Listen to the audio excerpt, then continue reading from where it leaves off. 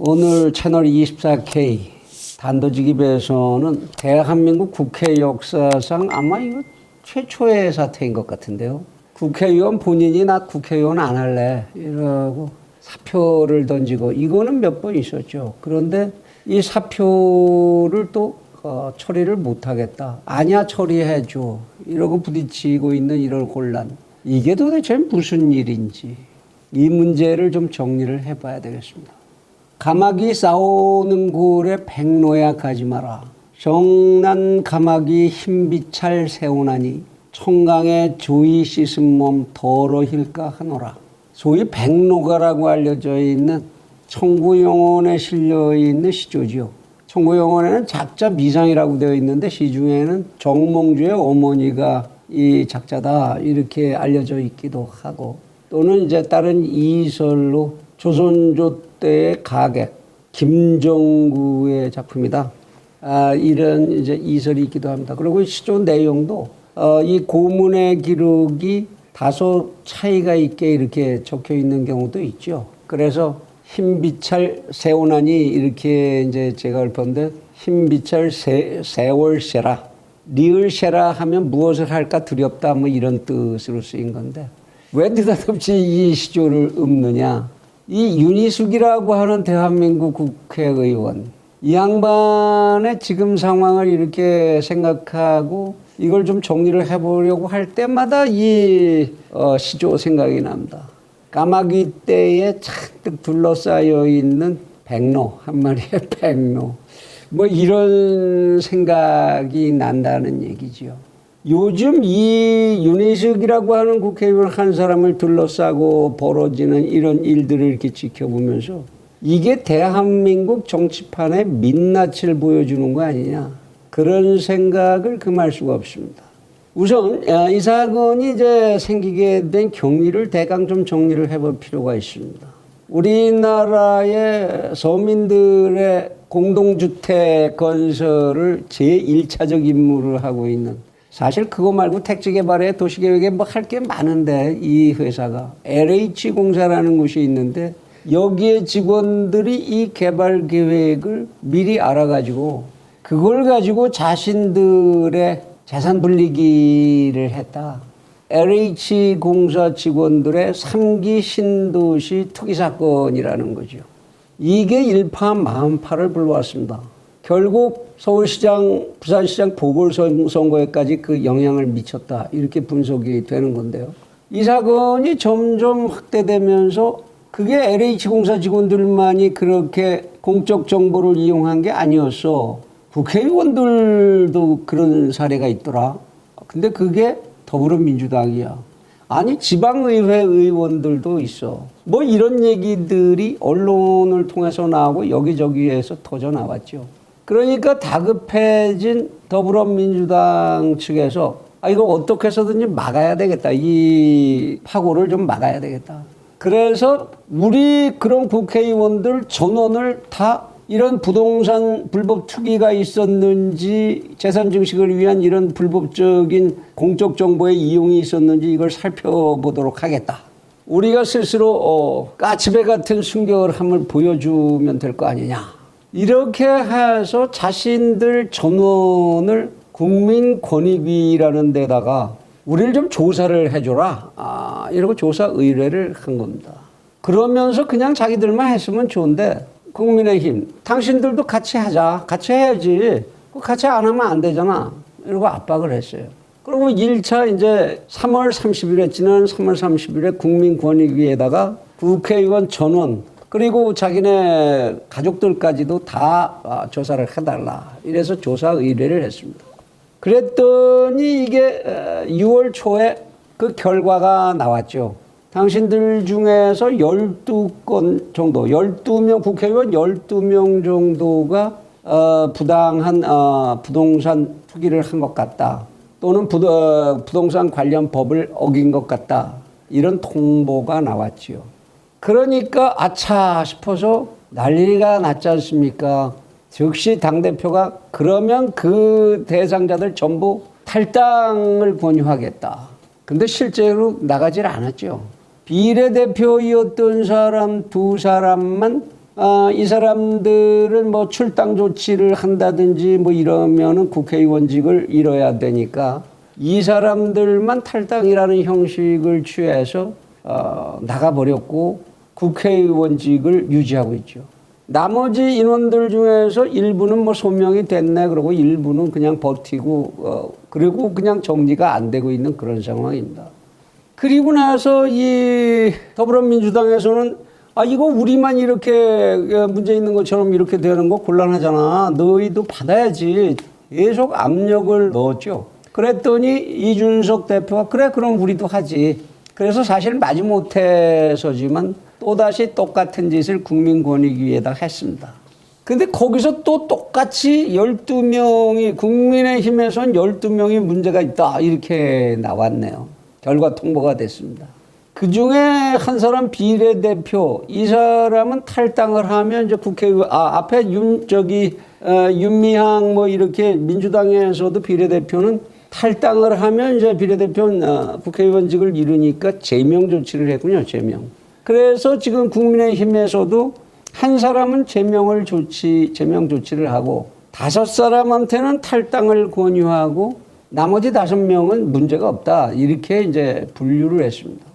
그 나머지 5명 문제가 없다는 사람 중에 한 사람이 윤희숙 의원이죠.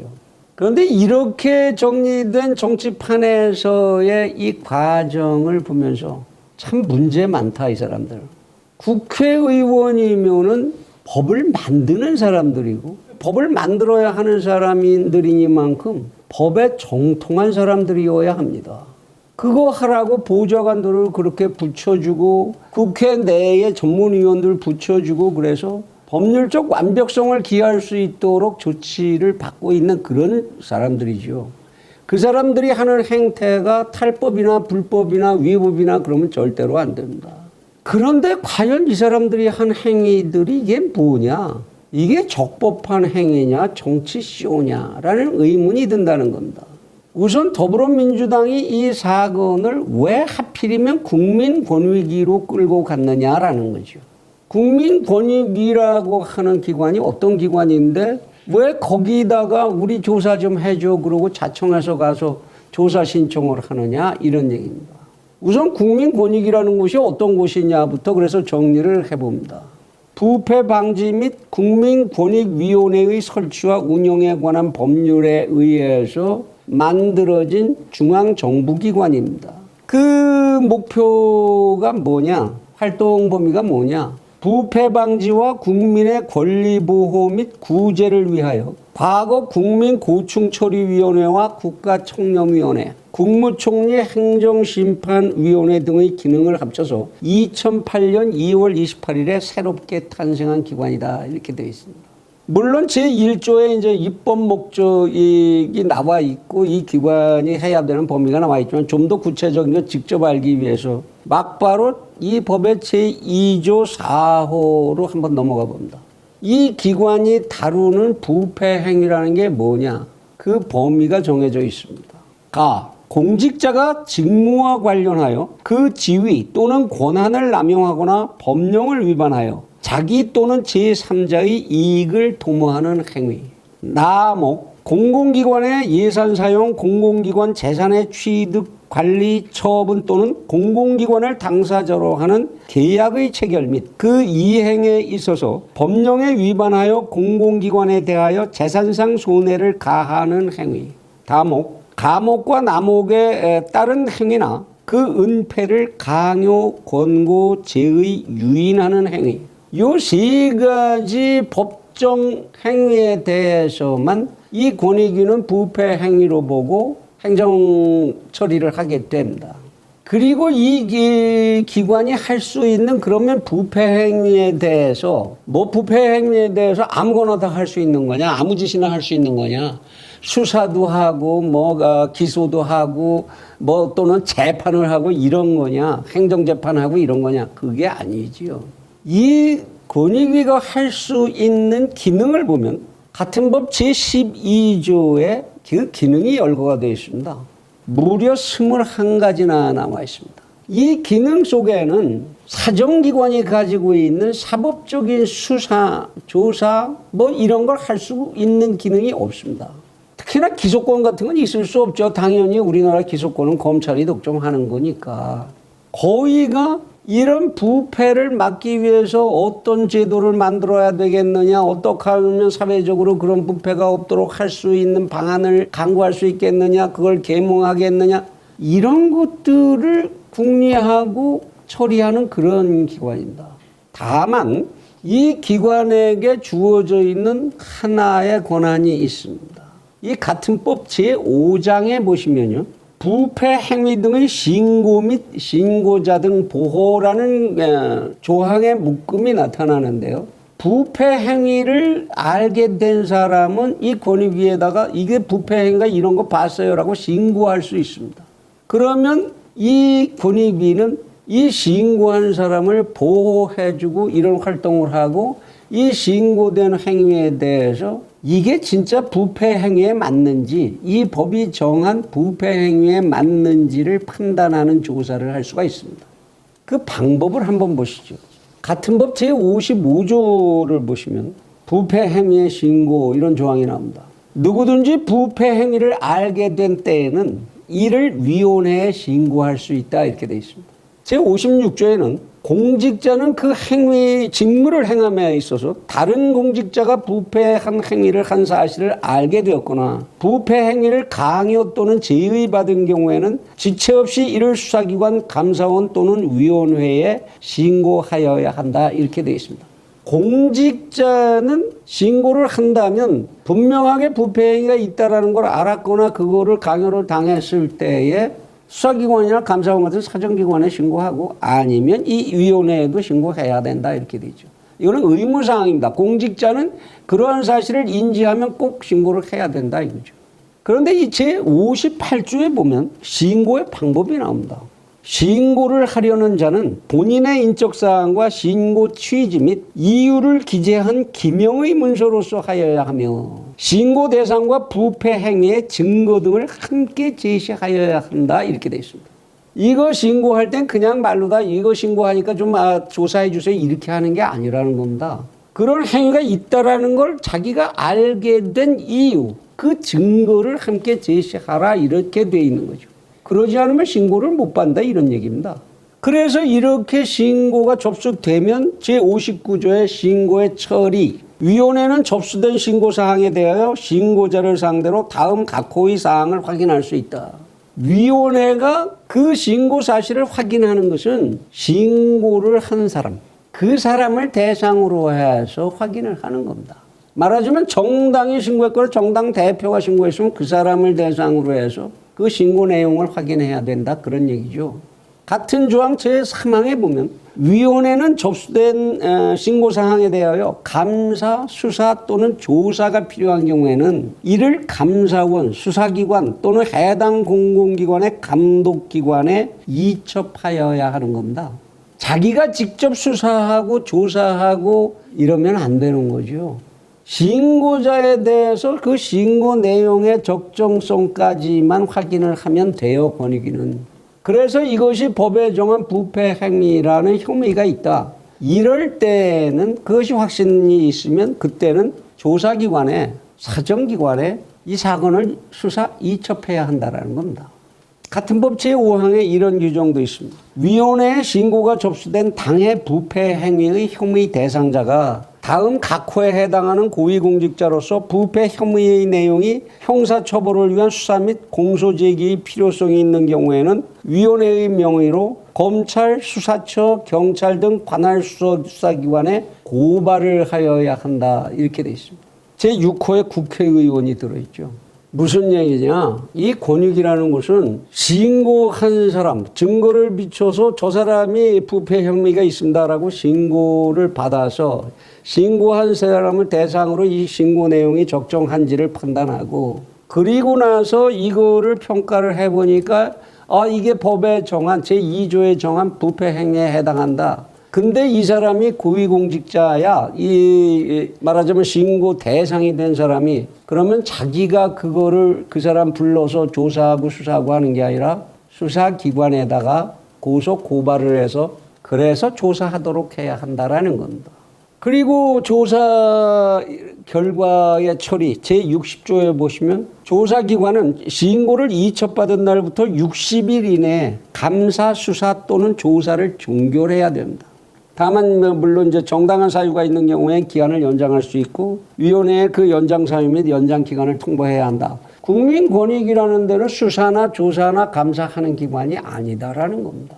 다만 이것이 부패 행위에 해당하는지만 판단하고 그 혐의까지만을 스스로 판단해서 그 혐의가 있다라고 판단되면 수사, 조사, 감사는 해당 관청에 해당 기관에 이첩해주면 되는 기관입니다. 물론 이제 그 사항에 보면 위원회는 조사기관의 감사, 수사 또는 조사가 충분하지 아니하다고 인정되는 경우에는 감사, 수사 또는 조사 결과를 통보받은 날로부터 30일 이내에 새로운 증거자료의 제출 등 합리적인 이유를 들어서 조사기관에 대하여 재조사를 요구할 수 있다. 이런 이제 조정사항들은 붙어 있지요. 이제 이러한 법정사항들을 종합을 해보시면 첫째 의문이 가는 것이 한 정당이 자기 정당 소속 국회의원과 그 가족 전원을 이 법 제2조 앞에서 말씀드렸던 제2조에 열거한 부패 행위를 했다라는 구체적인 증거도 없고 혐의를 제시하는 것도 없이 마치 무슨 흥신소에다가 흥신소 불러서 야, 나 이 인간들 의심스러운데 이것 좀 조사해줘라. 이렇게 의뢰하듯이 국민권익위에다가 조사해달라고 의뢰할 수 있느냐 하는 겁니다. 위법이죠. 증거도 없고 혐의를 입증하지도 못했고 그러고서 무슨 권익위를 무슨 흥신소 다루듯이 이거 얘네들 깨끗한지 좀 봐줘. 그럼 깨끗한 거 봐주고 하는 그거 살펴주는 그런 기관이 아니다 이런 얘기입니다. 국민권익위가. 어떻게 국회의원이라는 사람들이 그것도 그들이 모여있는 정당이 불법행위, 이거 불법행위죠. 법에 정하지 않은 거를 행정관청에다 강요한 거고 그리고 국민권익위는 이러한 신고를 어떻게 해서 접수할 수가 있죠. 무슨 그 법률적 근거로.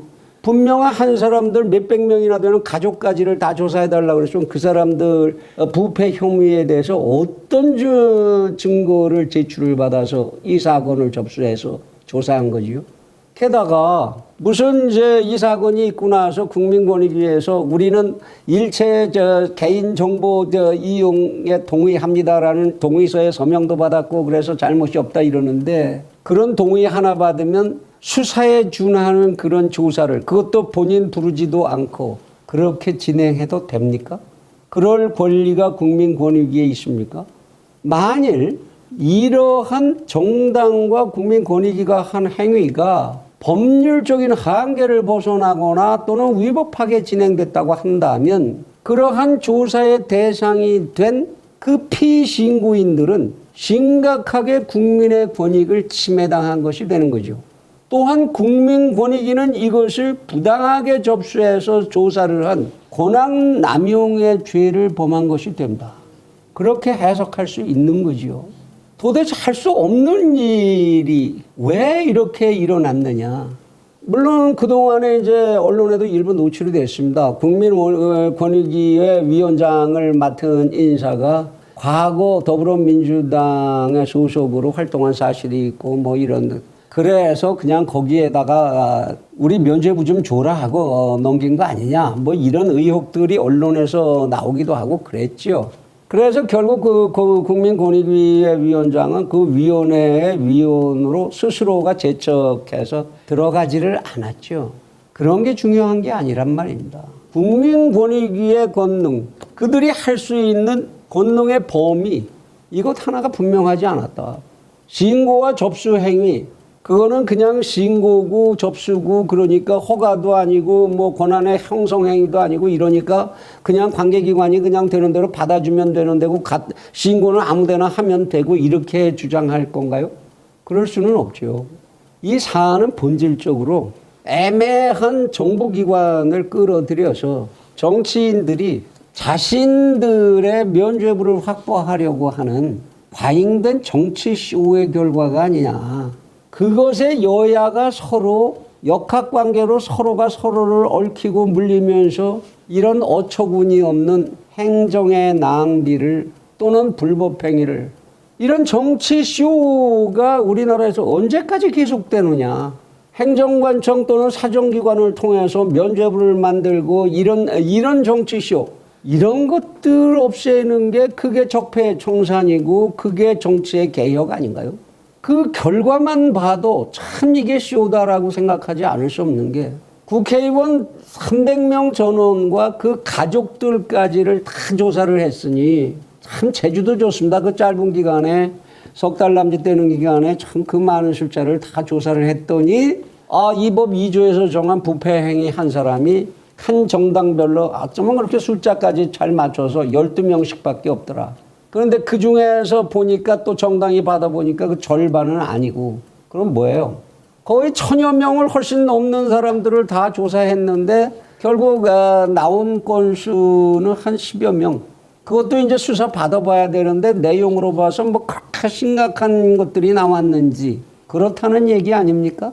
이런 결과를 놓고서 시중에서 많은 국민들이 일반적으로 가지고 있는 정서, 야, 국회의원들이 자기 정보들 진짜 철저하게 그렇게 이용 안 하고 그래서 그 사람들은 재산이 늘지 않을까?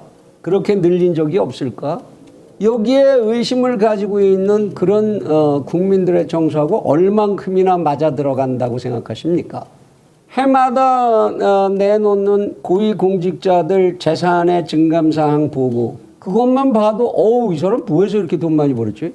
하물며 그들이 연결되어 있는 친지, 가족 이들에게 아무 일도 전부 없었다. 우리나라 국회의원들 정말 이제 더 이상 바랄 게 없는 깔끔한 신사숙녀들이시네요. 이 나라 정치 더 이상 걱정 안 해도 되겠습니다. 그 정도로 청렴하다면 1000명 조사에서 10명 정도 어느 정도 문제 있는 거 들춰줬다 정도라면 이 나라 걱정할 거 없죠. 참 웃음밖에는 나오지가 않습니다. 어차피 이 나라 정치 언제나 국민들의 정서하고는 천리말리 떨어져서 제멋대로 가는 것이었으니까. 글쎄 이렇게만 생각하자니 나라가 불쌍하지요. 윤희숙 의원 문제로 다시 돌아가 보지요. 그 아버님이 또 이게 친정 아버님이라고 그랬다고 그래서 그걸 갖고 시비 거는 별 정신없는 인간들도 있습니다만은 아니 시집 한번 갔던 사람이 이혼을 했건 어쨌건 그 다음에 자기 아버지를 친정 아버지라고 그렇게 부르지 말라는 법이 있습니까? 어법이 그런 게 있습니까? 우리나라 예의범절에 그런 건 절대 안 된다고 된 게 있어요. 참 같지 않아서 참 듣기가 그렇습니다만은 그 친정 아버지께서 농지를 샀다. 근데 그 본인이 이러저런 사정으로 농사를 지을 수가 없어서 농어촌공사에다가 신탁을 했다가 다시 그곳을 찾아서 농지 임대인에게 소작을 주고 이제 임대를 줬다 이런 얘기죠. 우리나라의 농지법에 소작은 금지가 돼 있습니다. 또 농사를 짓지 않는 사람이 농지를 취득하는 것 자체가 우리 대통령의 사례에서 봤듯이 농지법 위반이죠. 글쎄요, 그게 대통령의 문제가 됐을 때는 참 사소하고 민망스러운 얘기다 이렇게 취급되는 정도인지 모르겠는데 어쨌든 농지법은 위반을 한 건 맞다. 그런데 이 농지가 하필이면 있는 데가 세종시여서 그 땅값이 엄청 올랐다. 이건 투기다. 그냥 농지법 위반만이 아니라 투기다. 땅값이 오를 것을 이 양반이 미리 알았다. 어떻게? 윤희숙이라고 하는 따님이 가지고 있는 정보를 이용해서 그것을 샀을 가능성. 이게 문제다. 이런 얘기죠. 왜냐하면 그 당시 윤희숙 의원이 KDI에 근무하고 있었기 때문이다. 그것도 KDI에서 교수직이라는 중책을 맡고 있었기 때문에 그런 정보를 취득했을 가능성이 있고 그거를 아버지에게 줬을 가능성이 있고 따라서 아버지는 가격 올라갈 땅인 줄 알고 농지법 위반해 가면서 샀고 그걸로 땅값이 올라갔다. 이렇게 해석했다 그런 얘기입니다. 그래서 윤희숙 의원은 권익위원회법 제2조에 정한 부패 행위를 저질렀다. 그런 혐의가 있다라고 통보를 받았다 이런 얘기입니다. 그런 혐의가 있으면 정당에만 통보하는 게 아니라 법에 명백하게 정해져 있죠. 수사기관에서 수사를 하게 하고 그 수사 결과에 따라서 통지를 해줘야 되는 건데 이거 중간에 왜 이렇게 통지하죠? 어쨌든 그런데 윤희숙 의원은 말 같은 소리 하지 마라. 나는 아버지가 땅 사신 줄도 몰랐고 거기에 내 돈이 들어갔다고 내 통장 봐라다. 게다가 나는 KDI에 그런 정보에 접근할 수 있는 위치에 있지 않았다. 그 당시에 KDI에서 외부적으로 통화하고 통신하고 한 기록 모든 거 다 까줘도 좋다. 다 까보자. 내가 그런 정보를 가질 가능성이 있고 그거를 내 아버지한테 보낼 가능성이 있었는지. 말 같은 소리를 해라. 이래서 펄쩍 뛰고 이제 국회의원 사표를 낸 거죠. 이 문제에 그럼 어떤 문제가 있느냐. 권익위가 이것을 부패 행위로 판단하려고 했으면 윤희숙 의원이 KDI에서 그런 정보를 취득을 해서 이것을 아버지에게 넘겼다라는 혐의, 그 혐의를 입증할 수 있는 근거가 있어야 한다. 그건 추정 가지고 되는 게 아니죠.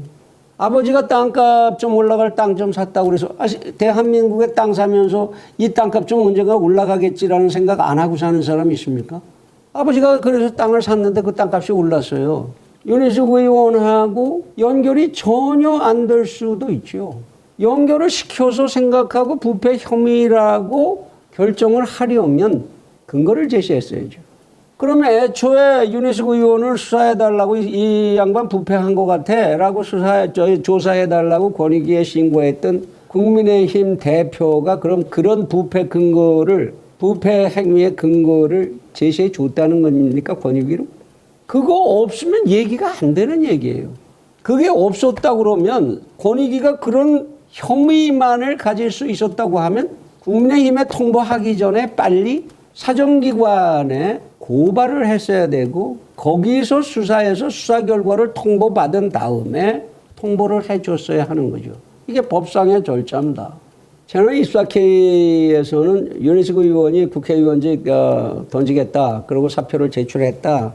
이렇게 나왔을 때 거기에 대한 평론하려고 하지 않았습니다. 그 저간의 사정을 정확히 알 수가 없으니까요. 그래서 기다려 보니까 진전된 모습이 오늘과 같고 그래 이런 정리를 해보는 겁니다. 어차피 그 사표를 던질 거냐 말 거냐 그 결정은 윤희숙 의원 본인의 자유의사입니다. 물론 던지기 전에 국회의원인데 자신을 국회로 보내준 지역구 구민들의 의사도 좀 고려했어야 하고 그 양반들이 이런 일을 해줬으면 좋겠다라고 기대했던 기대값을 저버리는 것에 대한 책임 같은 것도 생각을 했어야 되겠죠. 뿐만 아니라 국회의원이라는 자리가 그렇게 가벼이 할 수 있는 자리가 아니고 보면 좀 더 이 수사 결과나 진행 상황을 지켜본 뒤에 그 다음에 조치를 하고 결정을 했어도 좋았을 텐데 그랬으면 훨씬 더 힘있는 입지가 생겨날 수도 있었을 텐데 그런 안타까움은 가지고 있었죠. 그러나 이제 그건 이미 던진 뒤에 우리들이 다 알게 된 일이고 어쩔 수도 없는 거지요. 그래서 이제 채널 24K에서는 정리를 합니다. 이러한 윤희숙 의원의 사태가 대한민국의 정치를 발전시키고 그리고 국익에 보탬이 되는 쪽으로 이 문제가 정리돼 나가도록 하려면 어떻게 해야 될 것이냐. 지금은 그 얘기를 하는 것만이 중요하다고 생각합니다. 아마도 더불어민주당에서는 고민이 되겠죠. 야, 이거 국회의원 지금 의회에서 의결로다가 이제 사표를 받아줘야 되는데 회기 중일 때 회기 중이 아니면 이제 국회의장이 단독 처리할 수도 있습니다만은 국회의장이 그 단독 처리하겠습니까? 더불어민주당이 이 표결을 가결하겠습니까?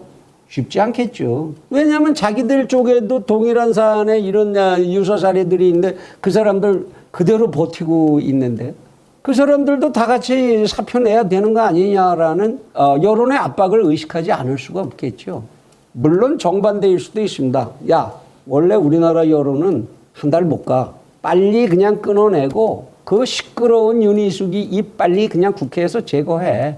그리고 대통령 선거까지 아직 6개월 이상 남았는데 그거 다 잊혀져, 묻혀져. 그 다음에 이슈가 얼마나 많이 나올 텐데 이참에 잘 됐어. 이렇게 생각하는 사람들도 있을 수 있겠죠. 일부 지금 어떤 더불어민주당의 대통령 당내 후보자 중에서 그런 얘기를 이미 시작하는 사람이 있는 것 같습니다만 어쨌든 역시 이 문제를 끌고 가야 하는 주체는 국민의힘이라고 해야 하겠지요.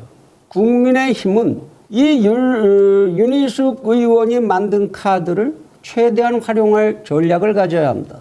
애초에 더불어민주당에 끌려갔다라는 것 자체가 잘못된 거지만 법률적으로 따지고 너희들 생쇼 하자는데 왜 우리가 같이 가냐? 정치쇼 같은 거 우리 안 해. 이렇게 했으면 참 멋있게 그 다음 얘기가 갈 수 있었을 텐데 어차피 이제 엎질러진 물이니까 그렇고 지금이라도 치고 나가야 합니다.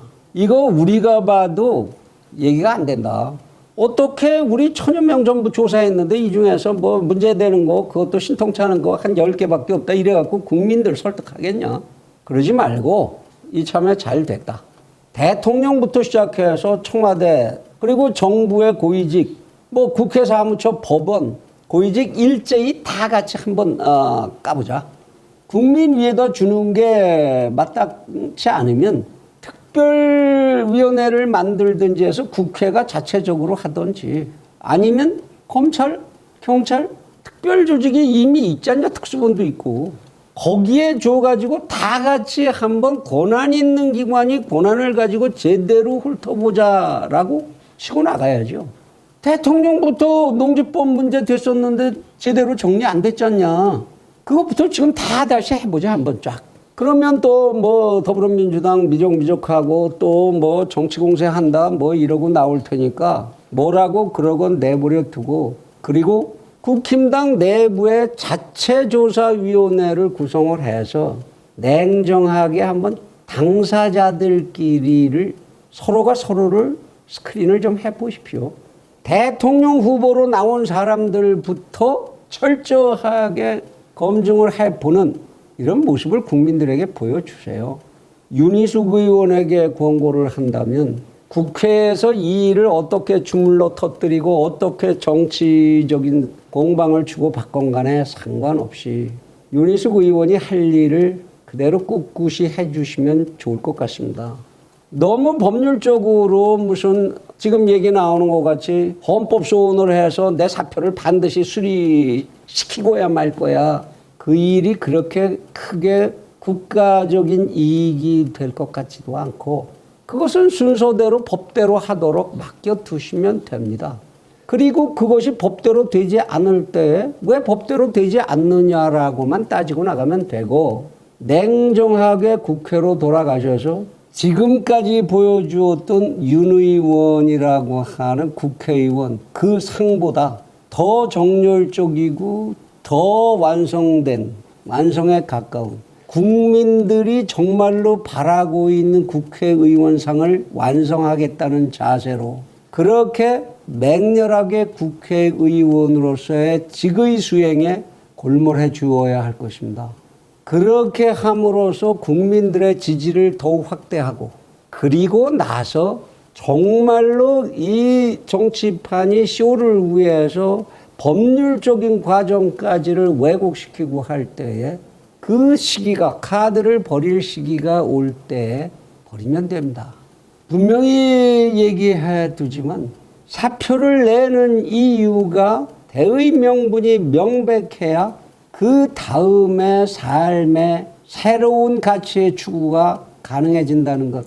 그것을 잊어서는 안 됩니다. 나는 명백하게 부패 행위에 해당되어서 사표를 낸 게 아니라 이 더러운 정치판에 나를 희생시키고자 하는 이 정치판에 저항한 의미로 사표를 낸 것이라는 것. 이것을 명백히 해둘 필요는 있습니다. 관련 법이 정한 법령, 그것의 근거를 명확히 해두시지 않으면 안 될 것입니다. 이후에 정계로 다시 돌아올 것이냐와 상관없이 누가 그런 질문을 하더라도 그런데 구애되지 말고 좋은 세상을 내가 만들고 그 좋은 세상이 올 수 있다면 그 좋은 세상이 온 때에 나는 이 세상이 필요로 하는 어떠한 인재로서의 역할도 하겠다라는 자세를 명백히 정리해 두셔야 할 것으로 생각합니다. 그리고 일단은 그런 행보로 내년 3월에 온 국민이 바라고 있는 정권 교체를 위해서 그대라고 하는 큰 자산을 정치적 자산을 국민들이 실컷 활용할 수 있도록 도와야 할 것이라고 생각합니다.